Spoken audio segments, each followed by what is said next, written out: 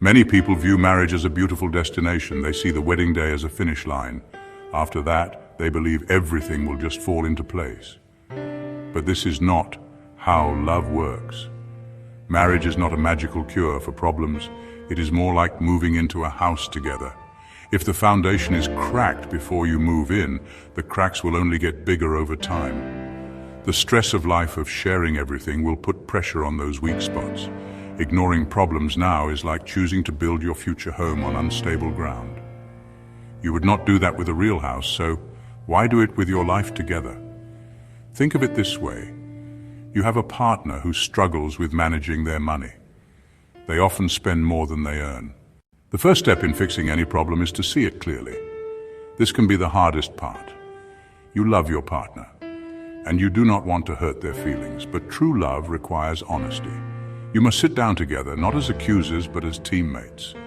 The goal is not to list everything that is wrong with your partner. The goal is to create a shared blueprint for growth. Start by gently expressing your concerns. Use I statements.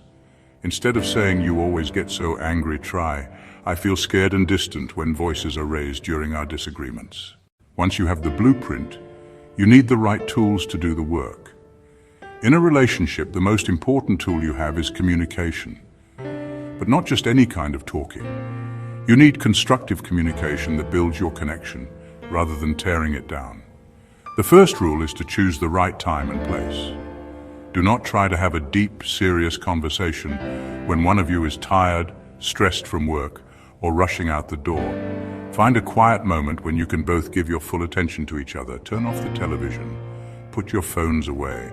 This signals that the conversation is important. The words you choose are like the hammer and nails of your repair work. You can use them to build or to destroy. As we discussed, always try to use I statements.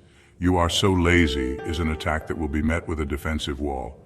"I feel overwhelmed and unsupported when the household chores are left for me to do alone" is an opening for a solution.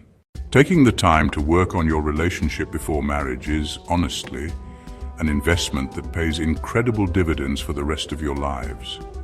The most immediate benefit is that you enter the marriage with your eyes wide open. You are not marrying a fantasy or a projection of who you want your partner to be. You are marrying a real person with a full understanding of their strengths and their struggles. This realistic view prevents the shock and disappointment that many newlyweds feel when the honeymoon phase ends and real-life problems emerge. You will be prepared because you have already started the work. Another powerful benefit is the development of a shared problem-solving muscle. Every couple will face challenges, financial stress, parenting disagreements, illness, career changes. The decision to marry is one of the most significant choices you will ever make. It is a promise to build a life with someone, to share your joys and to weather your storms side by side.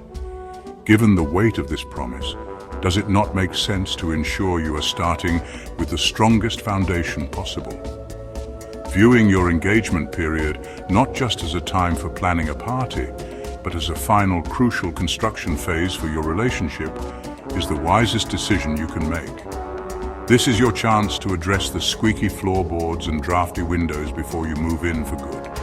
It is an act of profound love for both your partner and your future selves. I urge you not to walk down the aisle with fingers crossed, hoping the things that bother you now will magically disappear later. They will not. The discomfort of addressing a problem now is a small price to pay for a lifetime of trust and partnership. Set aside a time this week to talk with your partner. Use the tools we have discussed. Speak with I statements. Listen with your whole heart. See yourselves as a team on a mission to build the best possible future. These conversations can bring you closer than ever before. You may find a new level of respect and admiration as you see your partner commit to becoming better. Your wedding day should be a celebration of a love that is passionate and wise. It should mark the beginning of your life in a home you have already worked hard to build. A home with a firm foundation, strong walls, and an open door. Do not settle for anything less. Do the work now. Build your foundation on the solid rock of honesty, communication, and shared commitment to growth. Then, when you say "I do," you will be saying it with full confidence that you are ready to dwell in a love that is built to last. Build wisely, love bravely, dwell together. You are choosing a legacy of wise and intentional love. Start your life together with an honest foundation, and everything else will follow.